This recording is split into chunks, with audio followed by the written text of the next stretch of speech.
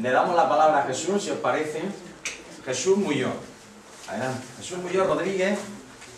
Me ha dicho que sea muy breve la presentación. Sí, pero... por favor. Si nos conocemos ya. Es un currículo importante y largo.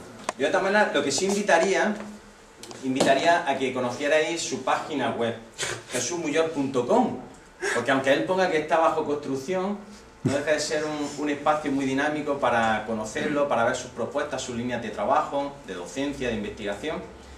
Y también invitaría, y que eso lo hago en las clases, que lo sepan, que recomiendo su perfil de Facebook, con lo cual vais a conocer muchos más amigos a partir de esta noche. Me está haciendo una promoción. Porque lo interesante del perfil de Jesús Muñoz es que es una persona que, por supuesto, la nueva tecnología la maneja bien, tiene sincronizado el Twitter y el Facebook, ¿no? Me parece a mí. Y eso sí, es mucho trabajo, claro. Y la verdad es que estar al tanto de su muro permite pues, estar también al tanto precisamente de todo lo que tiene que ver con las políticas sociales, todo lo que tiene que ver con la ley de dependencia, el mundo de la discapacidad y todas las noticias que por supuesto aparecen, que él rápidamente comparte. Entonces, para aquellos que quieran profundizar más en este aspecto, pues yo recomendaría su página web y su perfil de Facebook. Bueno, Jesús Muñoz. Jesús Muñoz es titulado, bueno, de muchísimas cosas, técnico superior en integración social, trabajo social, trabajador social, y además lo lleva a gala, porque él, como dice, trabajador social es el que trabaja con personas, ¿no? Exactamente. Con las personas, al lado de las personas y con las personas, ¿no? Y ahí se lo lleva muy a gala. Y después también deciros que es profesor en la escuela de trabajo social, aquí al lado, y bueno, pues persona comprometida como pocas en todo el mundo de lo social. Entonces nada, pues le damos la palabra y adelante, ¿vale? Venga, gracias por venir.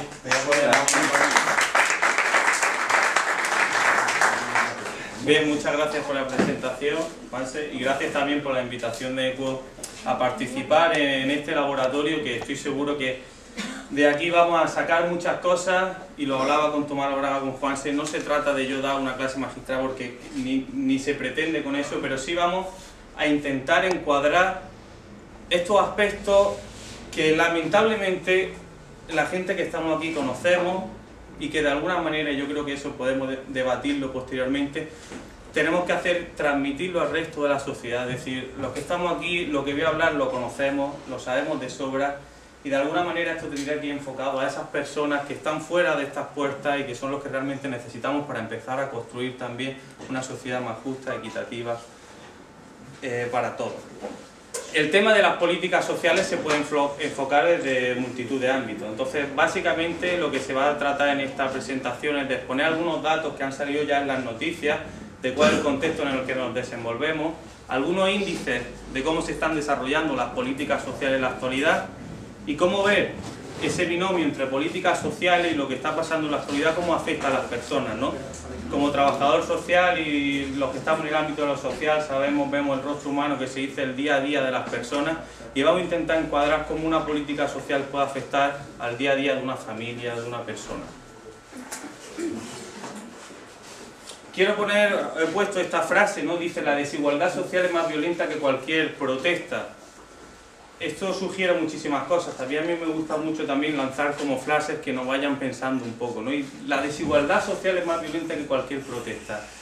Creo que sugiere muchas cosas, pero si la pongo aquí, básicamente son por dos cuestiones principales. Una, porque actualmente vivimos en una falsa política, sin entrar en eso, en una política donde curiosamente se desprestigia el valor de las palabras, ¿no? Vivimos en una democracia donde lo principal son la palabra. Nosotros votamos cada 4 años, nos creemos la palabra de un político y luego hace lo que quiere con esa palabra. Fíjense o fijaros que los políticos diariamente mienten para que sus acciones parezcan más verdaderas. Es decir, a través de mentira tras mentira tras mentira, para que sus acciones, para que sus actos parezcan más verdaderos. Yo creo que tenemos que empezar a darle ese valor a las palabras, ¿no? Y también porque la desigualdad social, la justicia social, todo eso no es la última etapa de una política social, así lo veo yo. La justicia social no es el fin de algo, es el camino. No puede haber una política social que no sea justa, diciéndonos que aunque el camino no sea justo, la política social al final va a ser justa. No es imposible. No podemos hablar de políticas sociales si no hay equidad en el camino de las políticas sociales. No podemos hablar de una política social justa si entre medio vamos luchando y quitando cabezas. Es decir, si las políticas sociales tienen que ser justas, desde el principio debe haber justicia. Las relaciones asimétricas que han salido ya, ¿no?, entre lo global y lo local, es decir, cómo influyen unas decisiones políticas luego en el día a día, cómo influye que si la bolsa sube, que si se rescatan las bancas, cómo influyen que no tengamos dinero para comprar el pan o haya muchísimo más pares. No son esas relaciones asimétricas entre lo global y lo local. Es decir, cuando la injusticia de unos pocos acaba con la justicia de todos, ¿no? Podríamos titular un poco esta idea que quiero sacar. Fijaros, datos de Intermon Oxfam dice la mitad de los ingresos mundiales está controlada por un 10% de la humanidad. Los ingresos en 2012 de las 100 personas más ricas del mundo podrían acabar 4 veces con la pobreza mundial, en 2012. El 1% de las personas más ricas del planeta han incrementado su ingreso en un 60% en los últimos 20 años y la crisis financiera no ha hecho más que acelerar esta tendencia en vez de ralentizarla. Es decir, estamos en un contexto, que luego hablaremos de él, en un contexto tóxico, en un contexto donde si las cosas tendrían que ir en un camino, en una dirección, parece que todo va al contrario. Cada vez hay más ricos que son más ricos y cada vez hay más pobres que son más pobres y la diferencia entre rico y pobre se agrava muchísimo. Dando un pasito más de lo general o local, lo que pasa en España, aproximación al impacto en España, un subtítulo que me gustaría decir, cuando sobrevivir se convierte en un acto revolucionario. Yo creo que es un titular que nosotros podíamos traer en España, cuando sobrevivir se convierte en un acto revolucionario. Vivimos en un contexto donde luchar por nuestros derechos, luchar por el día a día, luchar por sobrevivir parece como un acto, ¿no?, de rebeldía incluso. En España encabeza los primeros puestos entre los miembros de la Unión Europea con mayor desigualdad, si no el primero, según índices, con mayor desigualdad en España.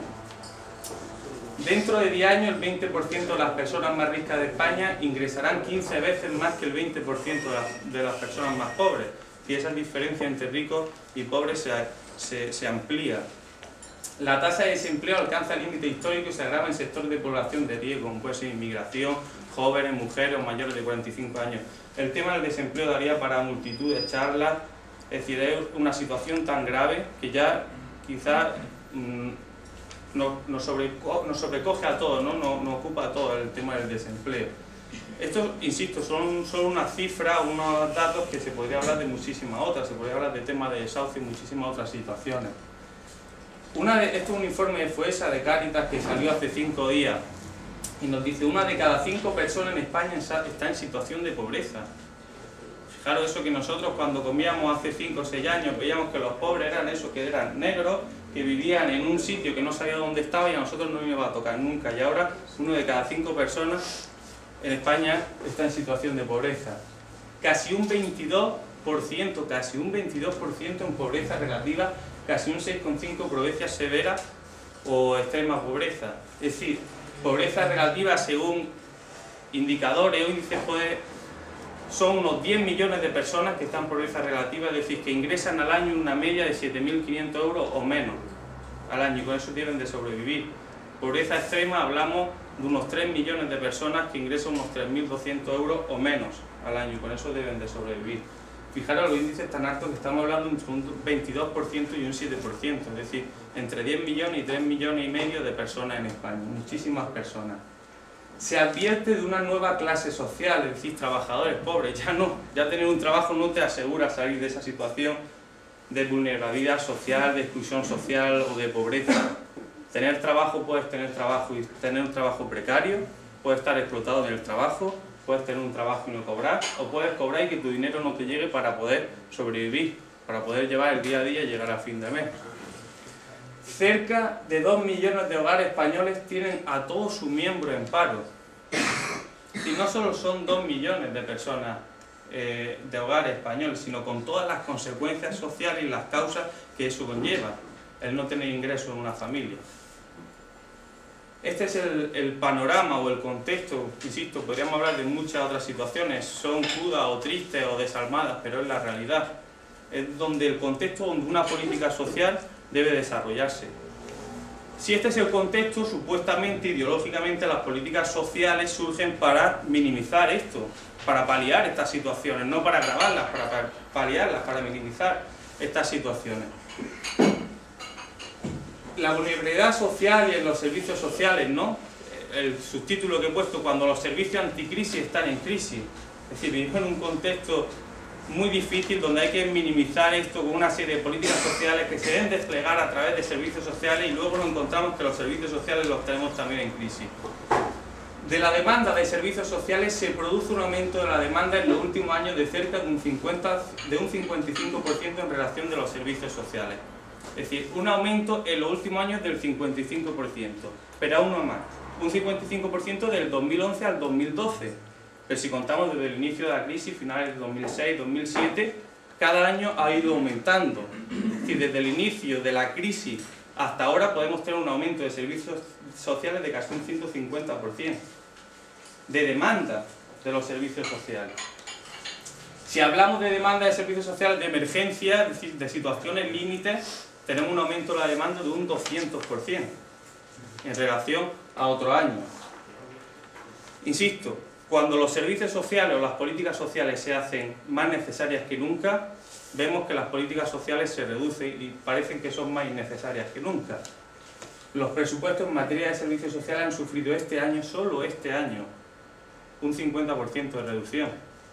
Es decir, si sumamos los años anteriores podemos llegar a que casi un 80% de las partidas presupuestarias, como el plan concertado o otro tipo de presupuestos para los servicios sociales. Actualmente, aquí hay trabajadores sociales, educadores sociales, lo pueden corroborar, los servicios sociales, da igual el territorio, da igual el municipio, da igual la ciudad, la comunidad autónoma donde lo encontremos, los servicios sociales están al borde del colapso. Sin poder tramitar ayuda o servicios porque no hay prestaciones económicas para ello, no hay presupuestos para derivar a una serie de servicios porque, como se han dicho, se están cerrando residencias, se están cerrando guarderías, no hay presupuestos para ello, pero además no podemos atender la relación de ayuda. Es decir, una persona viene en un estado de crisis, de ansiedad, no podemos trabajar esa relación de ayuda, de minimizar ese riesgo, de controlar los estados de ánimo de la persona, porque tenemos un desborde que es tal que no tenemos tiempo para ello. Es decir, no solo no le puedo gestionar una ayuda, pero es que tampoco le puedo atender adecuadamente porque tengo una cola impresionante. Y no nos pagan, entre comillas, para eso, sino para ver de qué manera decimos que lo estamos haciendo bien. Daría para debatir muchísimo. Si tenemos el contexto que es el que es, tenemos unas políticas sociales donde se están reduciendo, es decir, ¿cuál es el impacto tangible dentro de la política social? Tenemos un proyecto, un informe de la Asociación Estatal de Directores y Gerentes de Servicios Sociales, que también tiene su página web, que os invito a que la conozcáis. Sobre todo hace informes de dependencia, pero este que traigo aquí a colación es uno de los servicios sociales, es decir, cuál es la calidad de los servicios sociales en España que estamos prestando. La mayoría tenemos un índice irrelevante. La mayoría es un índice entre el 0,8 y el 3,60 de la calidad de los servicios sociales. Esto mide algunos índices como puede ser el número de trabajadores dentro de servicios sociales, el índice de cobertura de los servicios, si hay más o menos residencias, centros de estancias diurnas, la renta básica o renta mínima de inserción, también es muy importante eso, también mide ese indicador. Y como mucho tenemos un nivel medio en Castilla y León, La Rioja, Navarra, País Vasco de cobertura de servicios sociales. Es decir, insisto, cuando unas políticas sociales son más necesarias que nunca, tenemos unos servicios sociales más débiles que nunca. No tenemos que irnos nada más que el ejemplo de Andalucía. Tenemos una ley de servicios sociales que se formuló en el 88, 87, 88, con una serie de necesidades que no son las mismas de ahora, con una política social diseñada ideológicamente para atender a unas necesidades que no son las actuales, y que a partir de ahí se van implementando normas, reglamentos, y a partir de ahí vamos trabajando dentro de los servicios sociales. Simplemente yo creo que con ese dato da para mucho que pensar y que hablar y que debatir. Ya para terminar, cuestiones aparte de las que he mencionado que creo que podrían ser importantes para este debate, para cómo podemos ir construyendo este laboratorio de ideas. Es decir, otras cuestiones para el debate: cuando la ciudadanía gobierne, estos políticos querrán echarse a la calle. Es decir, estos políticos, los que supuestamente no están gobernando o dicen que no gobiernan, ¿no? Yo creo que cuando realmente hagamos política o democracia de base, serán estos políticos los que querrán echarse a la calle y no nosotros. creo que es importante intentar pensar cómo hacemos para pasar del discurso político nosotros sabemos lo que la gente quiere, curiosamente ni cuando nosotros sabemos lo que queremos, cómo pasamos de ese discurso, pero también al otro discurso, al discurso ciudadano. No, yo sé cómo se resuelven las cosas. Digo esto porque también creo que es muy importante hacer autocrítica desde la democracia de base o desde las asociaciones, entidades, mareas. Es decir, creo que podríamos debatir también si es necesario tantas manifestaciones de diversas mareas. Yo creo que alguna vez lo hemos comentado. Tenemos una agenda de manifestaciones que te llegan al correo y decir, no puedo acudir a todas. Quizá esa agenda tan dispersa de manifestaciones puede hacer que también la gente se disperse, ¿no? Es decir, quizá no estamos haciendo las cosas como las tendríamos que hacer, no lo sé. Simplemente creo que deberíamos de debatir eso. ¿Cómo hacemos para aprovechar la sinergia ciudadana, el tejido social y la red entre colectivos? Es decir, ¿cómo podemos construir desde la diversidad? Que va un poco a colación de esto. Parece que el marea naranja va por un sitio, marea blanca va por otro, marea morada por otro. Yo creo que si todos luchamos por lo mismo debemos de construir desde la diversidad, es decir, cómo vamos a intentar establecer esos cauces participativos y ese tipo de comunicación, que al fin y al cabo es cómo superamos esta democracia incompleta y le damos la vuelta a las cosas, ¿no? Que yo creo que es un poco lo que todos los que estamos aquí queremos y cómo podemos trasladar también este discurso a la gente que no está aquí ahora y también es necesario para poder cambiar el rumbo. La frase, ¿no? Yo creo que lo único posible es aquello que lo intenta y esto es un ejemplo de ello. Si estamos aquí porque nosotros queremos construir un mundo mejor, queremos hacer políticas sociales desde el principio, sean sociales, sean justas, sean equitativas y no solo sea el último punto de partida. Por mi parte nada más, he ido demasiado rápido porque creo que lo importante no es que yo hable, sino que nos escuchemos entre todos y podamos construir a partir de ahí cosas interesantes. Pues muchísimas gracias. Nada más.